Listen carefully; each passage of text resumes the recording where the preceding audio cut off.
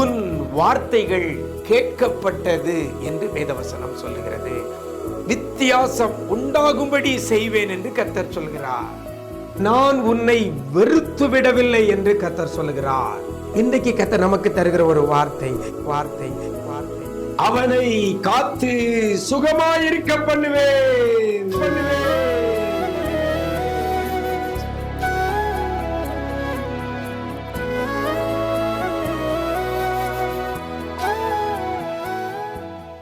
கிறிஸ்துவில் பிரியமானவர்களே, ஆண்டவரும் இரட்சகரும் ஆகிய இயேசு கிறிஸ்துவின் ஈடு இணையற்ற நாமத்தில் உங்களுக்கு அன்பின் வாழ்த்துக்கள். நல்லா இருக்கிறீங்களா? எல்லாரும் ஆண்டவர் கிருபையில் நல்லா இருப்பீங்கன்னு கர்த்தருக்குள் நம்புகிறேன். நிஜம் தொலைக்காட்சியின் இன்றைய விசேஷித்த வார்த்தை என்ற நிகழ்ச்சியின் மூலமாக உங்களை சந்திக்கிறதுல மிக்க மகிழ்ச்சி. ஒவ்வொரு நாளும் வேதத்தில் உள்ள ஒரு வார்த்தையை உங்களோடு பகிர்ந்து கொண்டு அந்த வார்த்தையை நீங்களும் அறிந்து புரிந்து அந்த வார்த்தையை பிடித்து ஜெபிக்கிற வேளையில் கர்த்தர் பெரிய அற்புதங்களை அதிசயங்களையும் அநேகருடைய வாழ்க்கையில செய்து வந்திருக்கிறார். இன்றைக்கும் 12ஆம் சங்கீதம் 5ஆம் வசனத்தில் கர்த்தர் சொல்லுகிறார் என்று ஒரு வேத வசனம் அதில் சொல்லப்பட்டிருக்கிறது. அவனை காத்து சுகமாயிருக்க பண்ணுவேன் என்று கர்த்தர் சொல்லுகிறார். சுகமாயிருக்க பண்ணுவேன் என்று கர்த்தர் சொல்லுகிறார். எனக்கு அருமையான தேவஜனமே, நம்முடைய ஆண்டவர் சொல்லுகிற ஒரு காரியம் என்ன? சுகமாயிருக்க பண்ணுவேன். சுகம் யாருக்கு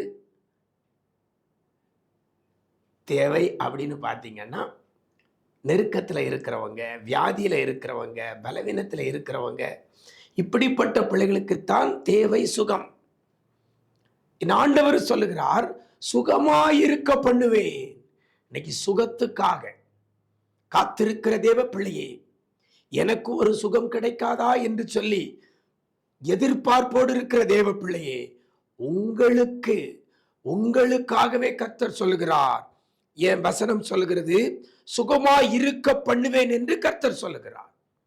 சுகமாயிருக்க பண்ணுவதற்கு முன்பதாக ஒரு வேர்டு அதில் போடப்படுறது. எப்படின்னா, அவனை காத்து சுகமாயிருக்க பண்ணுவேன். அப்படின்னா இந்த வியாதியை மட்டும் சொல்லல, காப்பாற்றுகிற ஒரு காரியம் முதல்ல சொல்லப்படுகிறது.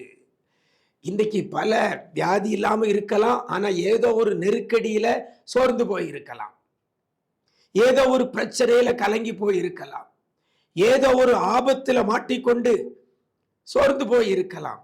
இந்த வசனத்தின்படி பார்க்கும் பொழுது அவனை காத்து சுகமாய் இருக்க பண்ணுவேன்.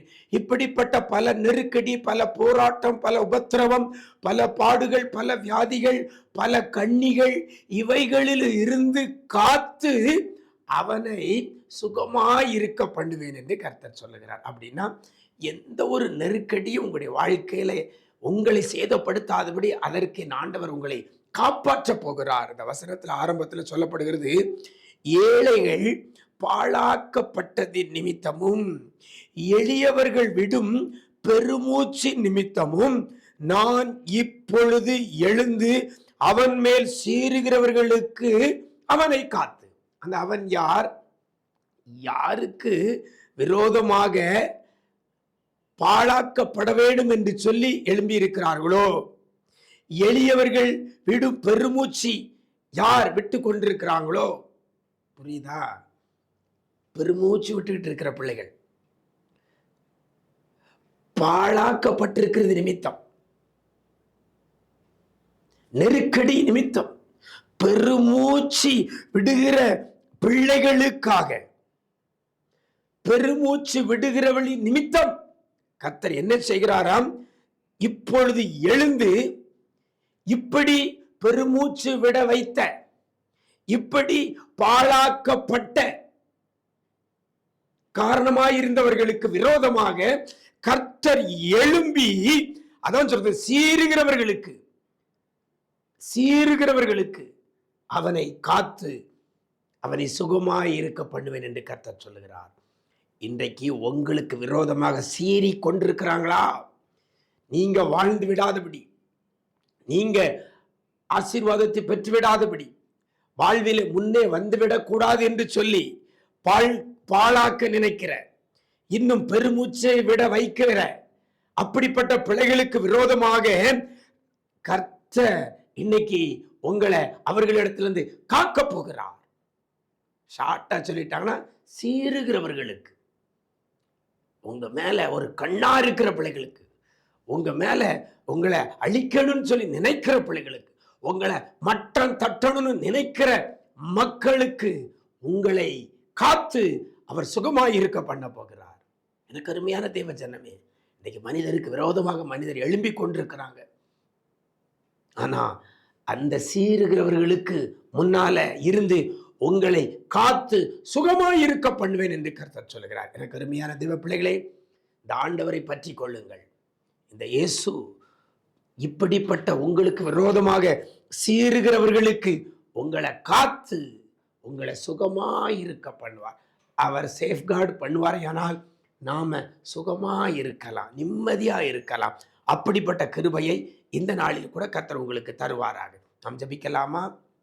எங்களை நேசிக்கிற நல்ல தகப்பனே, ஆசீர்வதிக்கப்பட்ட அந்த நல்ல நாளிலேயும் கூட அவனை காத்து சுகமா இருக்க பண்ணுவேன் என்று சொன்ன கர்த்தர், ஆண்டவரே, பிள்ளைகளை பாழாக்க திட்டமிட்டு இருக்கிற பிள்ளைகளுக்கு முன்பதாக பிள்ளைகளை ஆண்டவரே அப்பா பெருமூச்சு விட வைக்கக்கூடிய அளவுக்கு நெருக்கடி கொடுத்தது நிமித்தமாக பிள்ளைகளுக்கு விரோதமாய் சீறுகிறவர்களிடத்தில் இருந்து ஒவ்வொரு பிள்ளைகளை நீர் காத்து பிள்ளைகளை சுகமாயிருக்க பண்ண போறதற்காக நன்றி செலுத்துகிறோம். பற்பல போராட்டத்தில் இருந்து, பற்பல வியாதியில இருந்து, பற்பல நெருக்கடியில இருந்து, பற்பல உபத்திரவத்தில் இருந்து, பற்பல பாடுகளில் இருந்து பிள்ளைகளை காத்து நீர் சுகமாயிருக்க பண்ணுகிறதற்காக நன்றி செலுத்துகிறோம். ஆண்டவரே, யாரெல்லாம் உம்மை நம்பி இருக்கிறார்களோ, யாரெல்லாம் கர்த்தரை சார்ந்து கொண்டிருக்கிறாங்களோ அப்படிப்பட்ட பிள்ளைகளுக்கு என் ஆண்டவர் இன்றைக்கு இந்த அதிசயத்தை செய்து பிள்ளைகளை சுகமாயிருக்க பண்ணுவீராக. நன்மை கிருபை தொடரட்டும். மீட்பர் இயேசுவின் மூலம் ஜெபிக்கிறோம் நல்ல பிதாவே, ஆமென், ஆமென். பிரியமானவர்களே, கர்த்தர் உங்களையும் காத்து சுகமாய் இருக்க பண்ணுவார். ஆண்டவரை பற்றி கொள்ளுங்கள். God bless you.